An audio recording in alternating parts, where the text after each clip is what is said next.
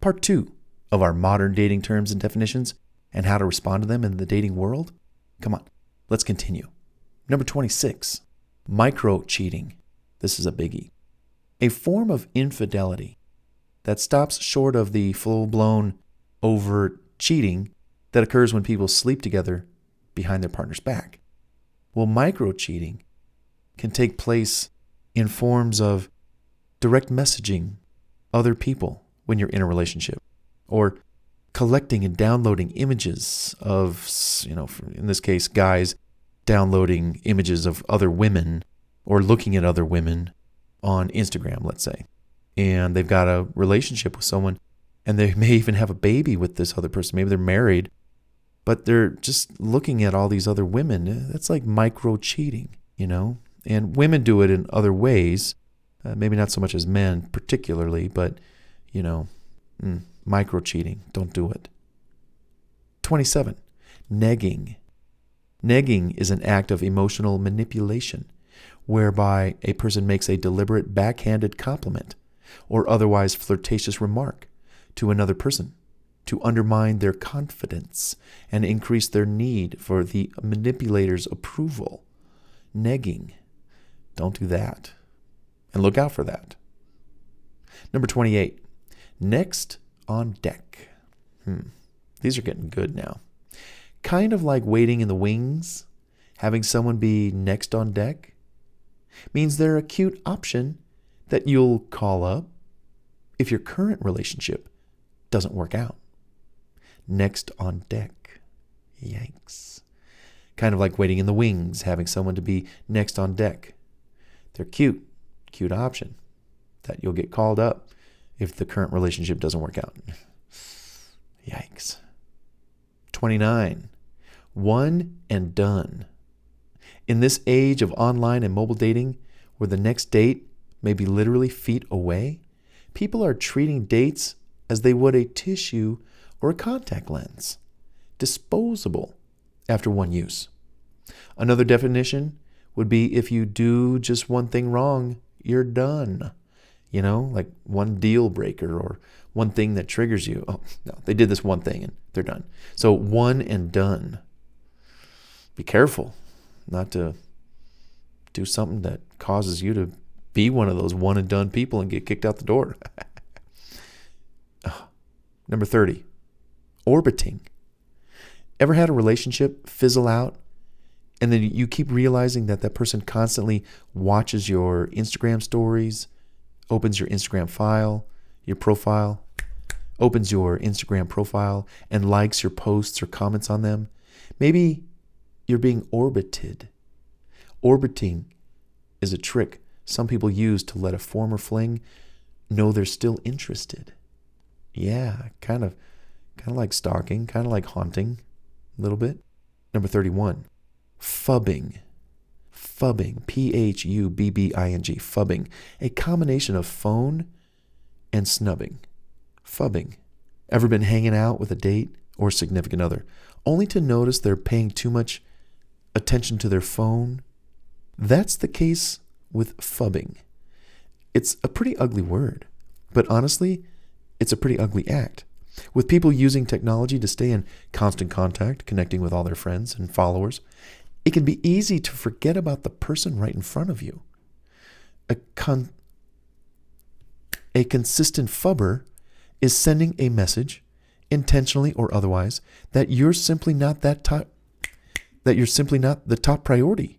Their phone is. So you're being snubbed with their phone. You should be having a conversation with them, but you're not. They're right there. They're phubbing you. Number 32, pocketing. This is a good one. Pocketing. If you've been seeing someone for a while, but they won't introduce you to their friends or their family, it's possible you're being pocketed. This means they keep you on the down low, in their pocket, until they decide how they really feel about you. You might be pocketed. Wow, pocketing. Number 3, recycling. Going back to an ex, recycling an old former relationship. Recycling. Number 34, roaching. Yeah, like cockroaches. Roaching is what happens when the person you've been dating or seriously, seeing regularly, usually for a few months or more, is hiding the fact that they've been dating other people. The name roaching apparently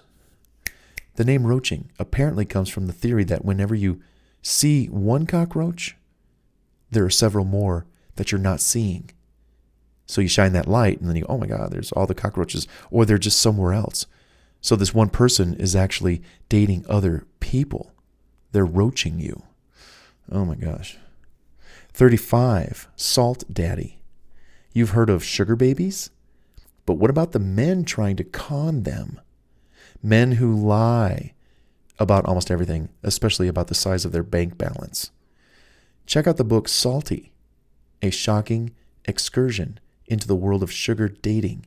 So basically, men in particular, and maybe some women, are lying about their wealth. And they're leading you on that they have all these assets and power and money. And so the young women, they believe them and start giving them the favors that they are asked of. And of course, later they finally realize that this guy doesn't have anything. So that's a salt daddy. Not good.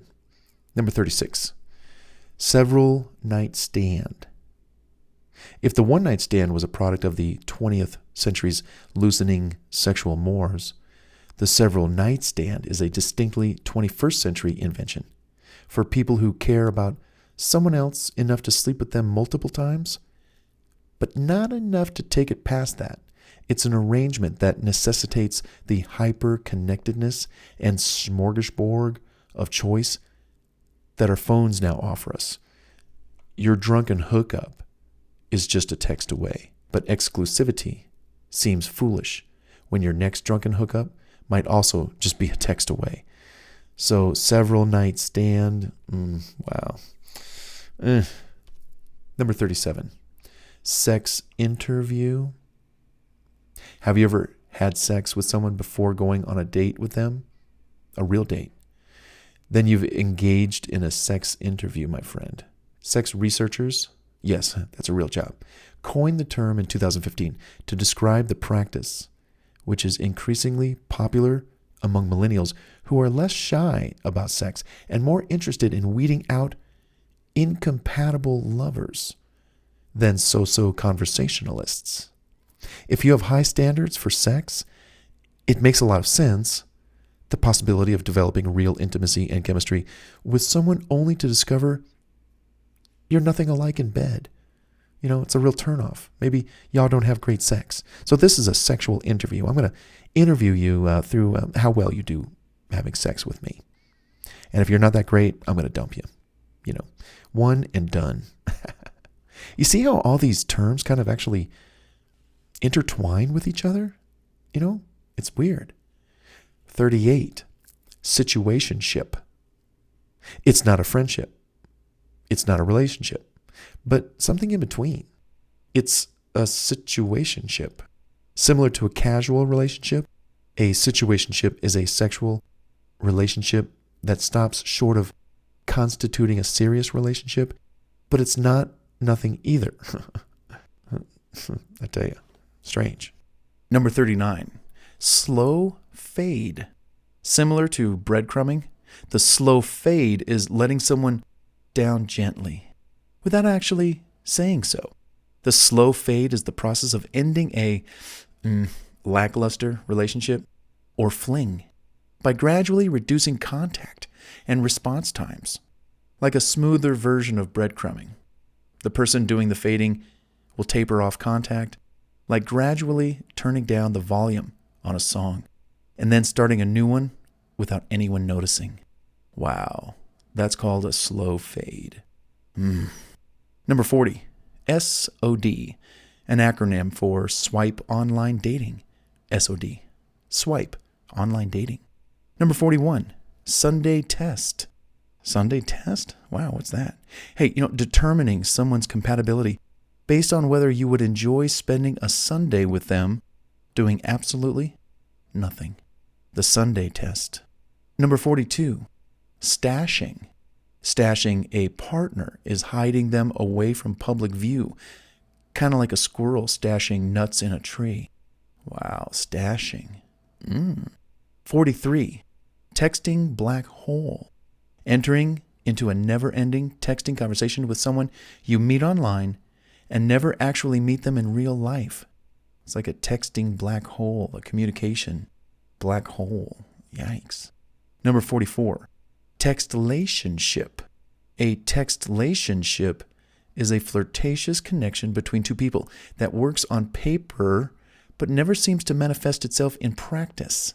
For whatever reason, the chemistry between the two people is just between, or better, over texts. Texting, you've got a text relationship. Yikes. Number 45. 3 and out. It's describing the time.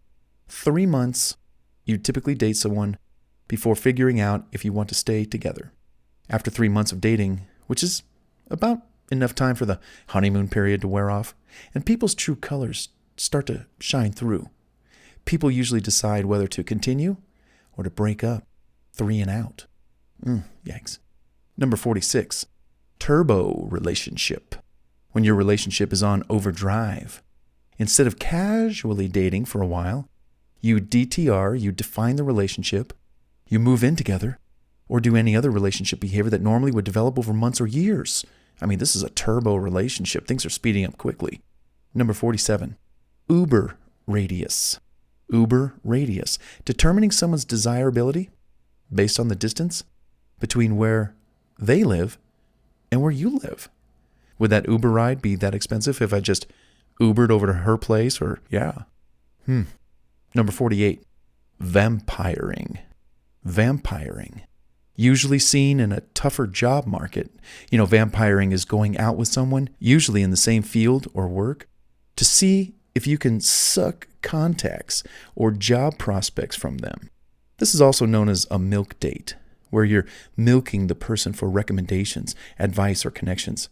It's considered an easy and unethical way of trying to get your foot in the door in a chosen industry. By what? Dating that person and trying to get something out of them? That's vampiring. Wow. Number 49. Vulturing. Like a vulture. When someone senses that a relationship is on the rocks and starts to circle their prey in order to date them or even just sleep with them? Yikes. That's called vulturing. Number 50. Woke fishing. Woke fishing.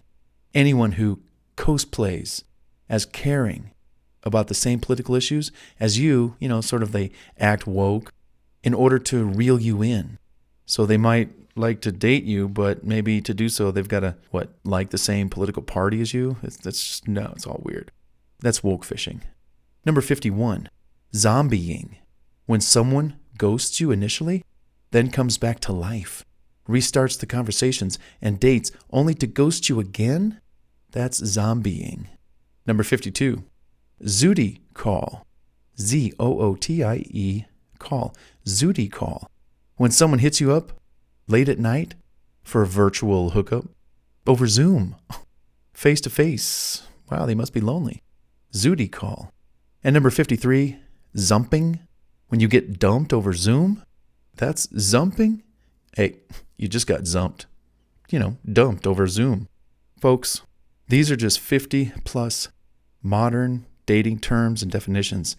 Isn't it interesting, where we are today, where we come up with these weird terms to describe behavior that normally would just talk about the behavior. But no, we got to put a label on it. Zooty call, zumping, woke fishing, vulturing, Sunday test. Anyhow, I bet you know or heard of other terms out there. Well, either way, knowing these terms is probably going to help you navigate today's crazy whack world of dating and modern relationships. I hope these definitions helped you. I know for me, maybe I too can get a better grasp as to what's going on and how to respond. Well, I tell you. Hey, let's continue with this audio program. Where are you and where art thou? You're doing great.